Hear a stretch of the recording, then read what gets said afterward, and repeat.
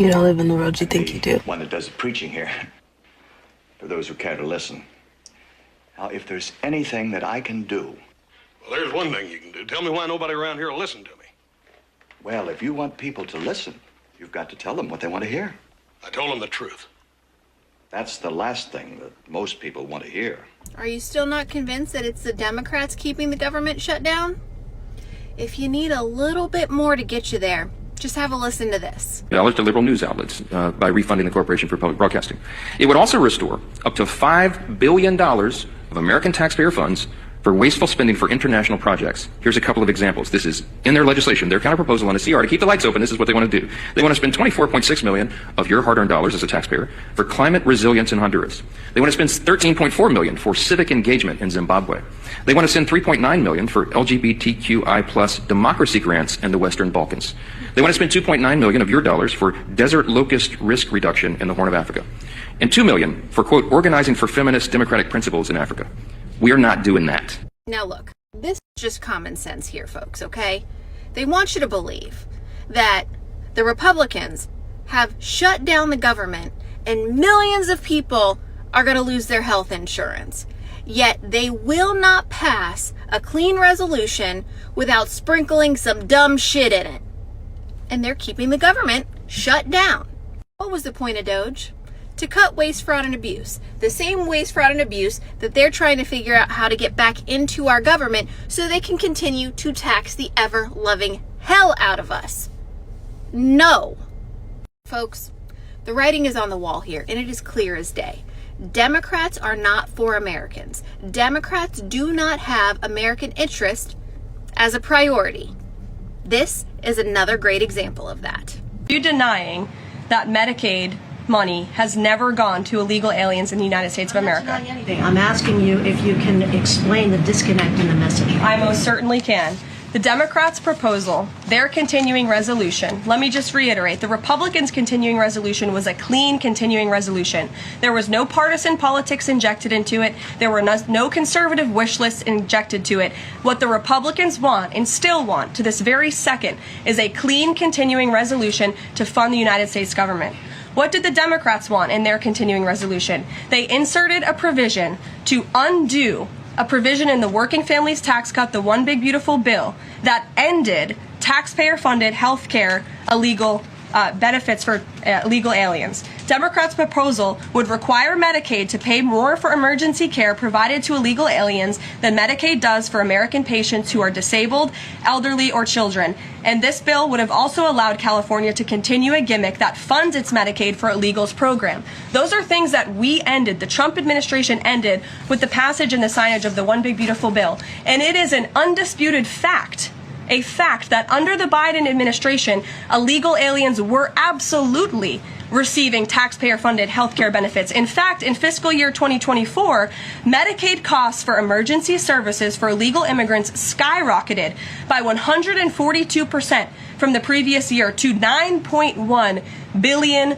That's $9.1 billion taxpayer dollars that were going to emergency services for illegals. Between President Trump's last full fiscal year under his first administration and Joe Biden's last full fiscal year, Medicaid spending on emergency services for illegal immigrants nearly tripled. There was an increase of 196% between 2020 and 2024. And I have a chart here for you, and I'm more than happy to email it to you. I'd also like to add, because some were asking dishonest questions yesterday about emergency rooms. In Southern California, according to healthcare professionals in 2023, under the Biden administration, Southern California's, quote, entire healthcare system was being bombarded with illegal immigrants and forcing American patients to endure longer wait times. In Denver, Colorado, the CEO of Denver Health stated that 8,000 illegal immigrants made 20,000 visits to the city's health system in 2023, leaving an uncompensated bill totaling over $10 million.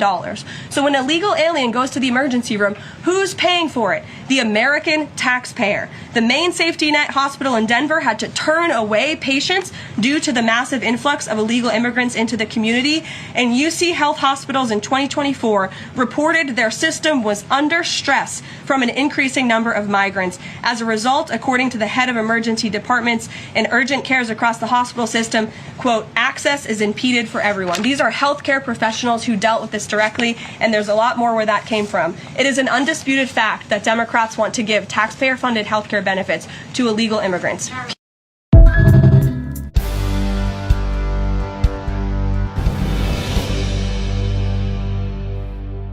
Some people say that mass immigration into the United States can help reduce world poverty. Is that true? Well, no, it's not. And let me show you why. This gumball represents the 1 million legal immigrants that the United States has taken every year on average since 1990. Now, who in the world deserves our humanitarian compassion? The World Bank has one measure of the desperately poor of the world. They make less than $2 a day. And how many people make less than $2 a day in the world? We'll start with Africa. In Africa alone, there are 650 million people who make less than $2 a day. 650 million. And in India, another 890 million people, desperately poor. China adds another 480 million people, making less than $2 a day. And unfortunately, the rest of Asia has a heartbreaking 810 million people who the World Bank says make less than $2 a day. And finally, there's 105 million of Latin America's population that are desperately poor. All told, the World Bank says there are 3 billion people in the world, 3 billion people who are desperately poor, making less than $2 a day. That's 3,000 gumballs. And every year, we take 1 million and suggest that we've somehow made a humanitarian difference. Of course, we don't pull our immigrants from these desperately poor populations, do we?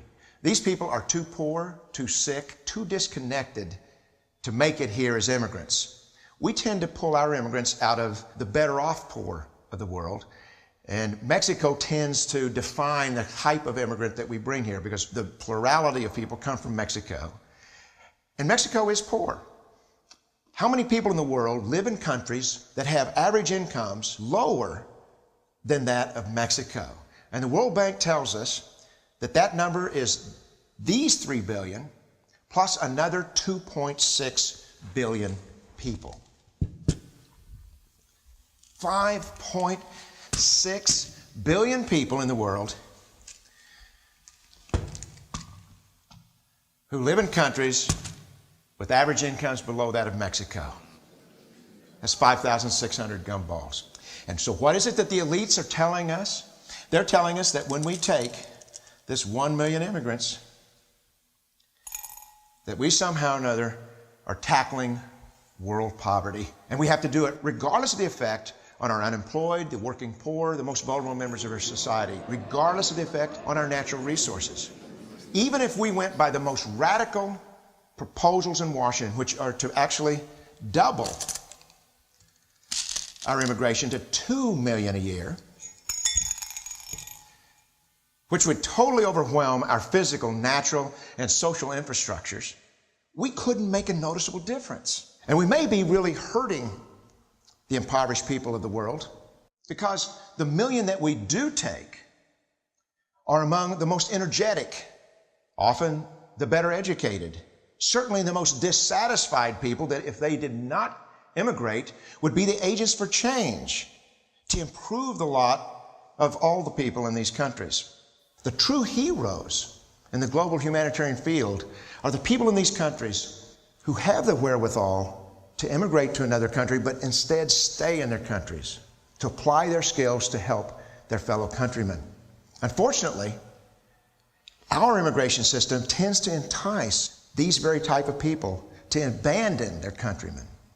The impossibility of making even a dent is actually worse than it looks here. Because last year, when we took 1 million immigrants, these countries added, births over deaths, 80 million more people into the impoverished populations. And this year, Congress is bringing in 1 million legal immigrants. And this year, according to the United Nations, these countries are expected to add another 80 million people. And next year, you can be quite sure that Congress, unless stopped by the American voters, will bring in another million immigrants. And these countries, unfortunately, will be adding another 80 million people into these impoverished nations. We could take 5 million a year, but we'd never get ahead of what's happening in these countries. Not in this century. Don't you see? Immigration can never be an effective or significant way to deal with the suffering people of the world.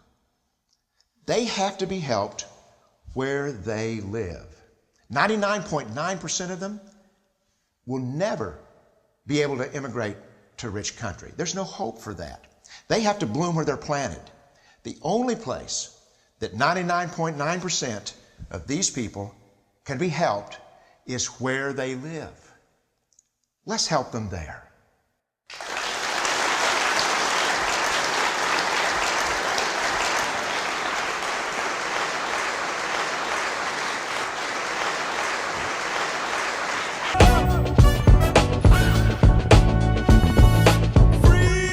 Breakthrough Media.